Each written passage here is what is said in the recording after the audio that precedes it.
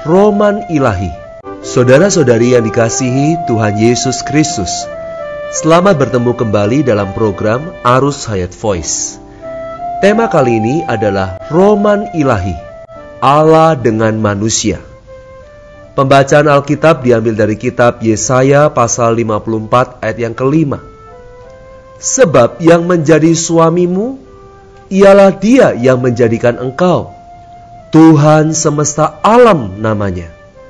Yang menjadi penebusmu, ialah Yang Maha Kudus, Allah Israel. Ia disebut Allah seluruh bumi. Surat Efesus pasal 5 ayat 32. Rahasia ini besar, tetapi yang aku maksudkan ialah hubungan Kristus dan jemaat. Pernahkah Anda mendengar sebelumnya bahwa Alkitab ialah sebuah roman? Mungkin kedengarannya agak duniawi dan tidak agamawi. Tetapi bila kita telah menyelami pikiran Alkitab secara mendalam, kita akan mengerti bahwa Alkitab merupakan sebuah roman yang diperankan oleh pasangan universal dalam pengertian yang paling murni dan paling kudus. Pasangan ini, laki-lakinya adalah Allah sendiri. Meskipun ia adalah persona yang ilahi, tetapi ia ingin menjadi laki-laki dari pasangan universal ini. Allah ini setelah melalui proses yang panjang, menjadi mempelai laki-laki di dalam diri Kristus. Yang menjadi mempelai perempuan ialah manusia yang korporat, yakni umat tebusan Allah pada zaman Perjanjian Lama dan Perjanjian Baru. Melalui proses yang panjang, umat Allah menjadi mempelai perempuan di dalam Yerusalem yang baru. Berkali-kali kisah roman yang kudus ini dinyatakan dalam seluruh Perjanjian Lama. Catatan penciptaan Allah diikuti oleh sebuah pernikahan. Dalam pernikahan itu, Adam, sang suami, melambangkan Kristus, dan Hawa, sang istri, melambangkan gereja. Dalam surat Efesus pasal yang kelima, kita melihat pasangan yang dilambangkan oleh Adam dan Hawa sesungguhnya mengacu kepada Kristus dan gereja. Adam dan Hawa melambangkan bahwa pasangan universal ini harus berasal dari sumber yang sama. Allah menciptakan satu manusia, yaitu Adam. Dari Adam inilah Hawa dibangun. Hawa dibangun dari sebuah tulang rusuk yang diambil dari sisi Adam.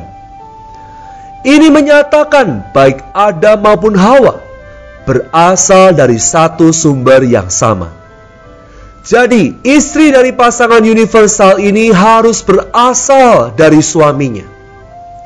Ini menyatakan bahwa gereja harus berasal dari diri Kristus sendiri. Pasangan ini berasal dari satu sumber yang sama, dari satu sifat yang sama. Bahkan mereka harus berbagian dalam satu hayat yang sama. Pasti mereka juga memiliki satu kehidupan bersama. Mereka hidup bersama-sama. Hawa hidup bersandarkan pada Adam. Hawa juga hidup beserta dengan Adam. Demikian pula dengan Adam. Adam hidup bersama-sama dengan Hawa. Di dalam Perjanjian Lama, Allah menganggap dirinya sebagai suami dan menganggap umat tebusannya sebagai istrinya. Allah sangat ingin menjadi suami dan memiliki umatnya sebagai istri. Menurut konsep manusia, kita selalu berpegang pada ajaran agama yang mengira Allah itu maha kuasa dan kita harus sujud menyembahnya.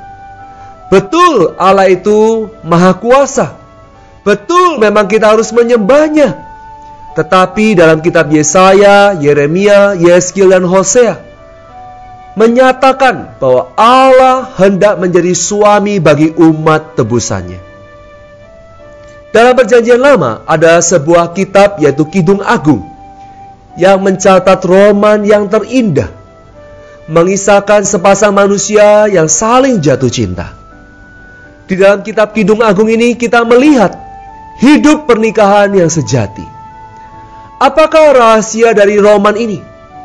Rahasianya adalah sang istri mengambil suaminya tidak hanya sebagai hayat dan kehidupannya, tetapi juga sebagai pribadinya. Sekarang kita perlu merenungkan kisah roman ilahi ini dilukiskan dalam seluruh perjanjian baru.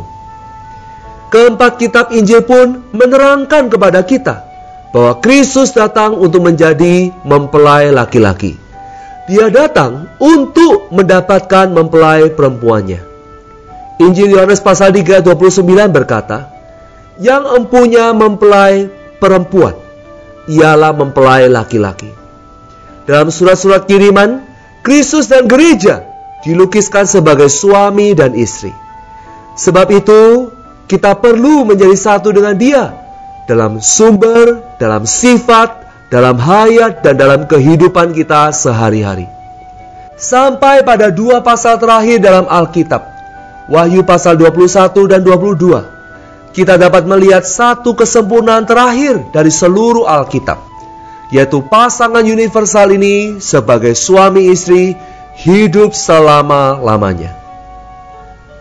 Alkitab menunjukkan kepada kita bahwa pasangan ini, yaitu kedua manusia ini, menjadi satu daging.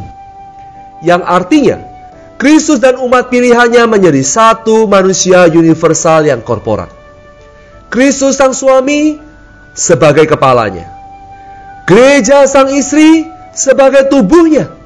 Akhirnya keduanya menjadi satu manusia yang universal dan korporat. Inilah inti wahyu ilahi di dalam Alkitab. Sepasang mempelai dan seorang manusia korporat. Allah Tritunggal sebagai suami. Umat pilihan dan tebusannya adalah istrinya. Seorang manusia korporat yang terdiri dari Kristus sebagai kepala dan umat pilihan tebusannya sebagai tubuhnya. Inilah wahyu yang utama di dalam seluruh Alkitab. Aspek utama dalam satu pasangan ialah kasih. Sedang aspek utama dalam satu manusia korporat ialah hayat. Kristus dan gereja sebagai pasangan ialah perihal kasih. Kristus dan gereja sebagai satu manusia adalah perihal hayat. Mari kita berdoa. Tuhan Yesus, terima kasih Tuhan untuk roman ilahi yang kudus ini. Terima kasih Engkaulah mempelai laki-laki dan kami adalah mempelai perempuan-Mu. Tuhan, Engkau rindu mendapatkan kami menjadi mempelai perempuan-Mu yang bersumber padamu, yang memiliki satu hayat, satu sifat, bahkan satu kehidupan dengan-Mu. Tuhan, kuduskanlah seantero diri kami, mulai dari roh, jiwa, dan tubuh kami, sehingga kami dapat menjadi mempelai perempuan-Mu yang kudus dan tak bercela, yang bisa memuaskan hasrat hati-Mu. Di dalam nama Tuhan Yesus Kristus kami berdoa dan mengucap syukur. Amin. Demikianlah firman Tuhan. Sampai bertemu di kesempatan berikutnya. Kasih karunia-Nya menyertai kita semua. Amin.